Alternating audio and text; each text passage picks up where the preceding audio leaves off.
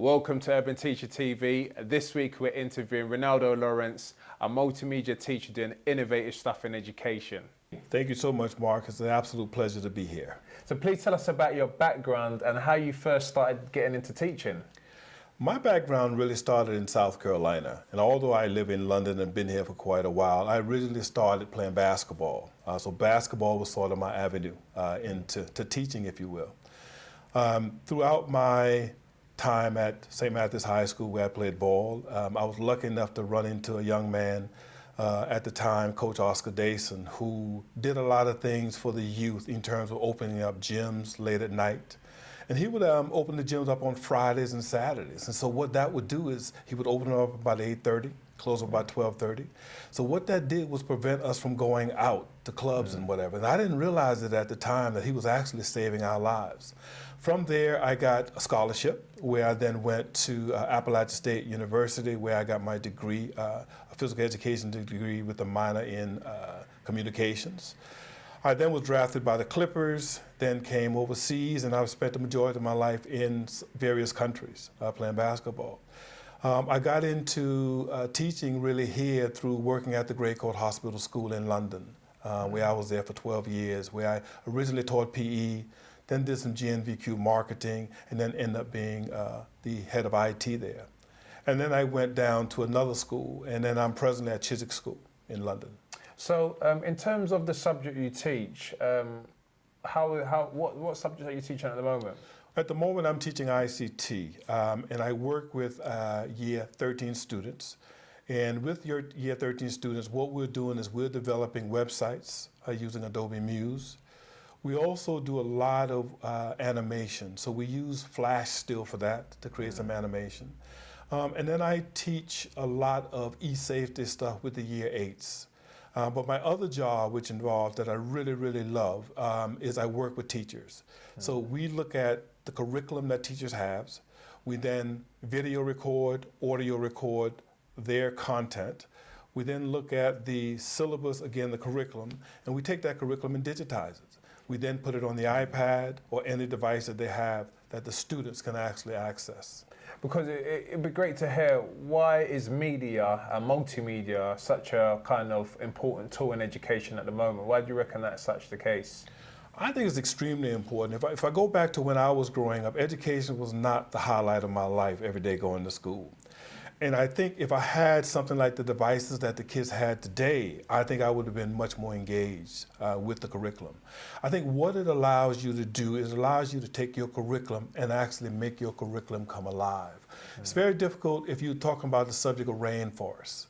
You know, you can have a PowerPoint presentation, but kids can't really get the feel of being in the rainforest. And I think with multimedia all combined together, I think what it does is gives them a sense of place. It gives them the sense of being where they are and feeling like they're actually inside of the rainforest. But for many teachers, learning multimedia and actually incorporating into a lesson is a scary kind of experience. Why is it the case for them to even learn it, even though it's such a, is it a scary experience? I think it is a scary experience, and I think one of the things I've been trying to do to help alleviate the problem for teachers around the world is through my lynda.com courses.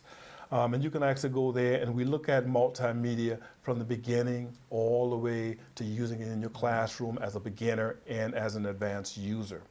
I think it's very scary because you're asking somebody to step out of their comfort zone. But I think, you know, we need to start teaching teachers for something as simple as creating a folder and recording an MP3 file, putting it in there with a Word document, and have them correlate and have them relate to each other. And I think something as simple as that, first of all, it gives kids access to the curriculum. Second of all, it allows parents to know what you're teaching their children inside of the school. And would you say that by incorporating multimedia into lessons and into education, that it's definitely going to help inspire the next generation of learners to appreciate creative content? Is that what we're saying? Yes, I think it is what we're saying. But I think one thing that we sort of forget, and I think that is, we think that because this generation has all of these devices that they can use them very efficiently. Well, you know, we did a survey, and we did a survey with children where we asked them to play games, and they were great with the games. Then I asked them to create like a Word document, put in a table, and format the table. They had no idea. So I think we need to be real, have a real balance as to what we need these kids to do, because we need to teach them skills that they're going to use when they go out into the real workplace. And if you actually go into the real workplace, I think iPads, I think Android devices, I think all those things are extremely important because they allow you to connect the learning, and you can work any place now and do whatever you need to do at any point in time. So in terms of the industry at the moment and around multimedia, we know that with most of the content that we are pushing through education, that the industry kind of really appreciates that. It'd be really kind of interesting to hear from your point of view, from traveling around the world that you've done recently, what's happening in the States and in Europe around multimedia and education? I think it really varies. And I think why it really varies, I think it's the training that the teachers have in front of the students. And I think, for instance, I was just in Amsterdam, and I think there a lot of stuff is going on, but I was in a multimedia college. And so a lot of really creative stuff is going on. I also went to a high school, and it wasn't happening. So therefore, it is sort of difficult because we are asking teachers to deliver content to these students that the teachers don't really know how to yet. But then we're asking these students to step into this environment that they don't know how to do that also. So I think there's a real disjointment going on there. And I think also the huge problem that we have is we don't have, in my insight of what I've seen, is we don't have enough constructive teacher training going on. And I don't think there's a lot of training built around multimedia and how to create and use multimedia in the classroom. So in terms of the future for Renaldo Lawrence, I know that you've recently launched a website. You're doing some really awesome stuff on Linda and doing some really cool stuff with Adobe. What is the future holding for yourself? I think, first of all, the future holds for me, which I think extremely important to me, is that I help educate as many teachers as possible about the use of multimedia. As I said, we use lynda.com to do that, and you can always go to the site and have a look. I think the other thing is I'm looking at how I can then better stretch myself to help teachers around the world, actually, and primarily because I'm in England. I think it's crucial that we, as a country, train teachers, because what we've got to understand is that we are in front of these kids more than their parents are in front of these kids. So we have a big influence on these children that we have in front of us every day. So if these kids are not learning how to use multimedia effectively, I think when they go to job, it becomes a reverse process where they have to relearn or learn in the first place a lot of things what they need to do. And I think, if we're not careful, we can actually lose a generation here if we're not careful. Because a lot of schools are bringing in iPads, but what are you doing with them? Because I've been to a lot of schools where the iPad's set in the closet because there's not one person who's driving it. And if you're going to drive it, you have to have a senior member of the department and a senior person in the leadership team who's actually going to drive it forward. And I don't see that a lot in a lot of schools that I go to. Because I've seen it myself in terms of the vision being lacked by many schools to how do we use this technology and take it to the next level. My last question is, what 3 to 5 tips would you give to teachers just learning multimedia now? Oh, that's a great question. I think the first tip is to get started. Just get started.